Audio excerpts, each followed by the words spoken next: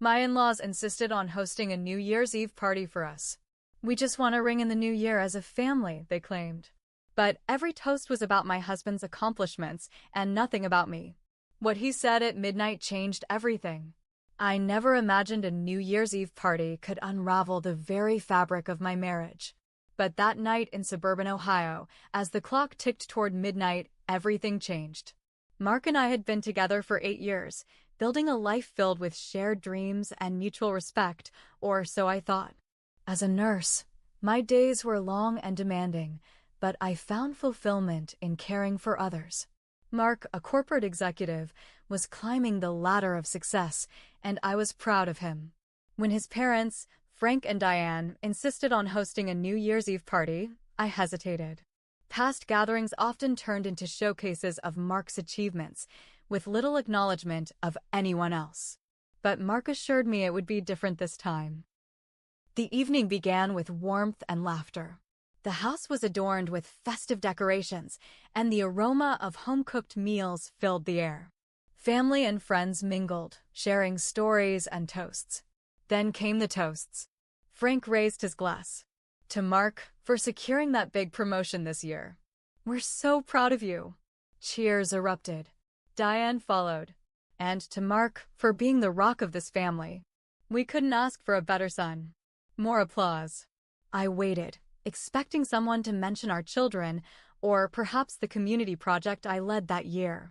But the toasts continued, each one highlighting Mark's accomplishments, as if no one else existed. As midnight approached, I felt invisible. I glanced at Mark, hoping he'd notice my discomfort. He was engrossed in conversation, oblivious. The countdown began. 10, 9, 8. I stood silently, holding my glass, a forced smile on my face. 3, 2, 1. Happy New Year. Everyone cheered, hugging and exchanging well wishes. Mark turned to me, his eyes gleaming. Sarah, he said, raising his glass, to you, for being the glue that holds us together. A hush fell over the room. All eyes turned to us. I felt a mix of emotions, relief, surprise, and a lingering sting from the earlier omissions. Thank you, I replied, my voice steady. But tonight has shown me that sometimes the glue needs to stop holding things together and start focusing on itself. Gasps echoed. Mark looked stunned. I set down my glass and walked out, the cold night air embracing me as fireworks lit up the sky. When I walked out of that house into the freezing Ohio night, I didn't even feel the cold. All I could feel was heat. In my face, in my chest, in my stomach. Not the good kind. The kind that comes when you realize you've been an extra in your own life for far too long. I sat in the car for a long time. No one came after me. That told me everything. Mark didn't even check on me. The days after were weird. We didn't talk about what happened. At all. It was like the party never happened. He'd kiss me on the cheek in the morning. Ask if I needed anything from the store. Talk about work. I waited for him to say something. Anything. I gave him a week. Then 2. I finally asked him point blank one night while we were cleaning up after dinner. Why didn't you come outside that night? He blinked at me, like I'd asked him what the weather was in Denmark. I didn't think you wanted me to. I laughed. It was sharp. It hurt my own ears. So you just stood there while everyone stared? Watched your wife walk out into the dark and didn't think she might need you. He just shrugged. Shrugged. You always bounce back. And there it was. I always bounce back. I'd always been the one to smooth things over. With his parents. With the kids. At work. When the pipes burst. When the school called. When the dog got sick. When Mark forgot our anniversary 3 years in a row. I bounced. But I was tired. I was so damn tired of bouncing. So I stopped. A week later, my sister-in-law Rebecca, Mark's younger sister, who I actually like, invited me out for coffee. She looked awkward. I wasn't going to say anything, she started. But I think you should know. She showed me her phone. A screenshot. It was from a group chat called Team Mark Clinking Glasses. Frank. Diane. Mark's older brother, Nate. a couple cousins, even one of the neighbors who was at the party. And Mark. They had been planning the New Year's Eve party for weeks. And not just planning, it was a celebration of Mark. Literally. Someone had called it Mark's year-end review. They'd even coordinated the toasts. Each person had picked a topic. Mark's job, his role as a dad, his community work, which I had mostly done for him, his strength through Sarah's emotional phases. Yes, that was one. There were memes, jokes, even a gif of someone rolling their eyes with the caption, "Wait for Sarah to make it about her." I sat there staring at that phone like it was a grenade. "I'm sorry," Rebecca whispered. I didn't know it was this bad until I saw the full thread. I said nothing. I just nodded. I couldn't speak. But inside, something cracked. A few days later, I got a Facebook message from someone named Ellie G. I almost deleted it. It looked like spam. But something made me click. Ellie had gone to college with Mark. She'd seen a post from Diane about the party and saw my name tagged. Her message said, "Hi, Sarah.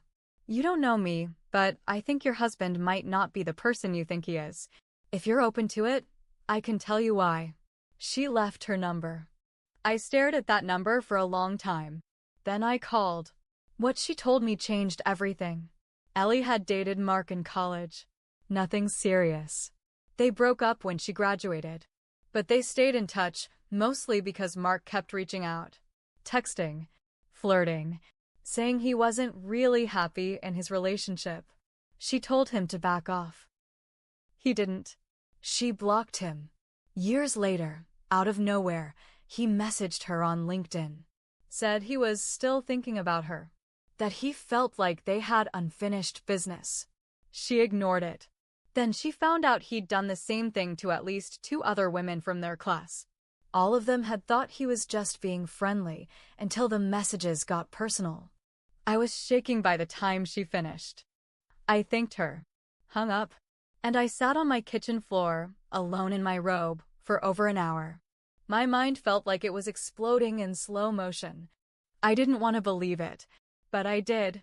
Mark wasn't just someone who overlooked me. He was someone who didn't see me at all. No, I didn't blow up his life that night. I didn't storm into his office or throw his things out onto the lawn. But I did start planning. I started pulling documents, saving screenshots, contacting a lawyer I knew from a patient's family. Quiet, private. I started therapy. Just me. Not couples counseling. Not working on us. Just me. I took walks. I wrote things down. I wrote down everything I remembered from the past 8 years that didn't sit right, but I'd brushed off. There were a lot of pages. One night, Mark came home to find I hadn't made dinner. I'd ordered Chinese. For me. Just me. He looked confused. "You okay?" I nodded. "I'm learning how to be." About a month after the party, I was at our neighborhood book club. It's mostly women from the area, nurses, teachers, retired folks, some of the younger moms too. We drink wine and pretend to talk about books. That night, the conversation shifted. Someone brought up family drama, and suddenly we were all trading stories about in-laws. I stayed quiet until someone, Mallory, who lives 2 streets over, leaned in and said, "You're Sarah, right? Married to Mark?" I nodded slowly. She blinked, clearly unsure if she should go on. "I don't want to stir anything," she said, "but I think you should know something about your husband and Kelly." Kelly.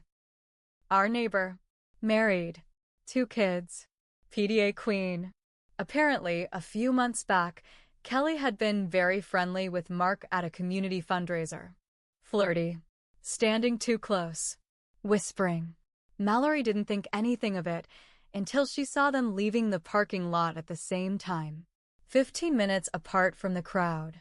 Different direction. Then another woman piped up. "Wait, Kelly." She laughed. She used to be real cozy with my husband's coworker, too. Seems to have a thing for attached men. I didn't say anything. I just sat there, swirling wine in my glass, pretending I hadn't just gotten gut-punched for the 3rd time in 2 weeks. I went home and sat in our bathroom with the shower running, just staring at the tiles. I wasn't sad. I was clear. Things were worse than I thought, and I needed proof. Yes, he had a second phone. I didn't find it by snooping. I found it by accident. He left a gym bag in the trunk of our car. I was looking for jumper cables when I saw it, tucked into a side pocket.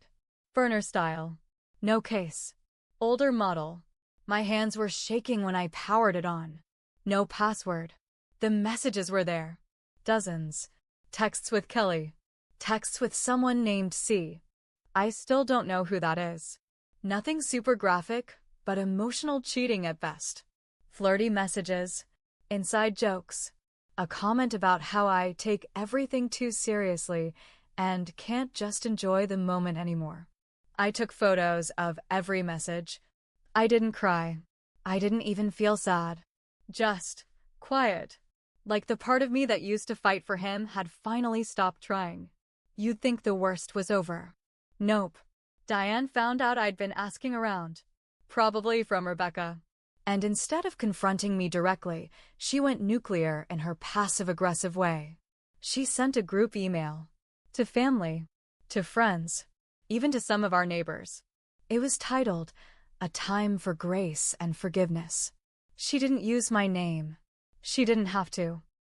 It was basically a 6-paragraph poem about loyalty, unity, and the heartbreak of watching a good man be torn down by bitterness.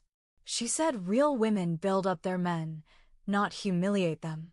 She said New Year's was a reminder of how quickly envy poisons love.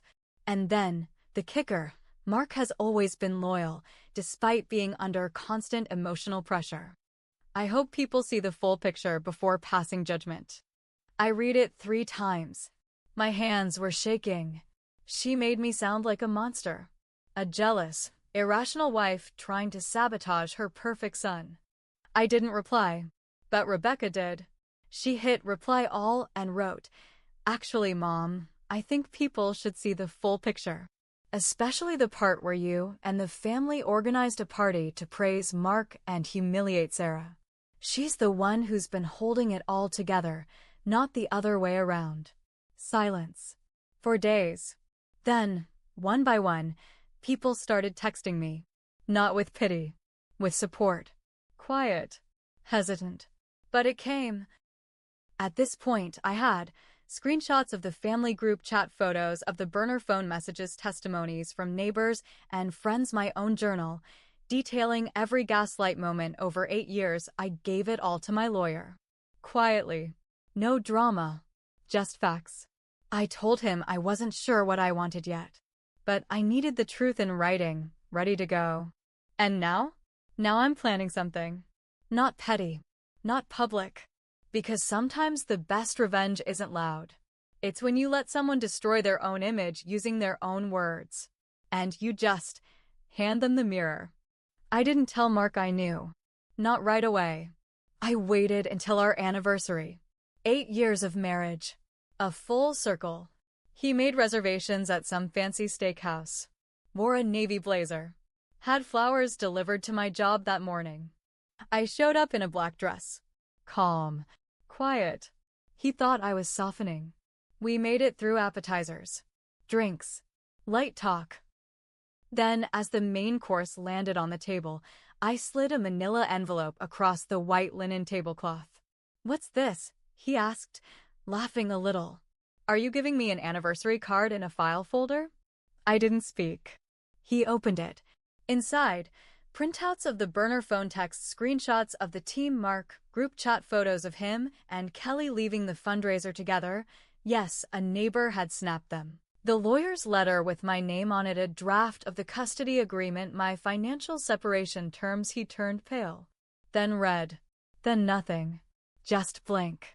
You planned this? I nodded. The same way you planned that party. I moved out 2 days later. Took the kids. Filed the paperwork. I didn't scream. I didn't beg. I didn't make a scene. I let the facts do all the talking. People started finding out. Kelly's husband? Filed for divorce. He also shared his own screenshots. Turns out she was cheating on him with not just Mark, but at least one other guy. Diane? Lost it. She begged me not to destroy the family. I told her the family destroyed itself. She showed up at my work crying, literally sobbing in the hospital parking lot. You don't have to do this, she said. I looked her dead in the eyes. You did this. You and your perfect son. She left in silence. I wasn't just angry. I was ashamed. Ashamed that I let it go on for so long, that I convinced myself being quiet was the same as being strong, that I let myself disappear little by little because I was afraid of shaking things up. That's on me. I let people treat me like background noise. And once you start fading, people stop looking for you. So I did the hardest thing of all. I forgave myself. Then I made a choice. I would never be that version of me again. Mark's company found out. How? Someone anonymously sent the burner phone screenshots to HR, including the messages with Kelly. The jokes about clients. The messages where he called a female coworker a thirsty sad sack. No, it wasn't me. But I knew who it was. Rebecca. She didn't even tell me. I found out when Mark called me 3 weeks later. Voice shaking. They're forcing me to resign, he said. I might lose my license. They think I'm a liability. He wanted sympathy. All I said was, you built this. Don't cry when it comes crashing down. He hung up. Kelly moved. Quietly. One day she was there.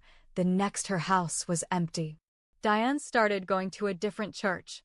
Word got around. People whispered. She still posts long-winded Bible verses about grace and being misunderstood. Nobody comments anymore. Mark? Last I heard, he moved into a rental in Gahanna. Lost half his retirement in the split.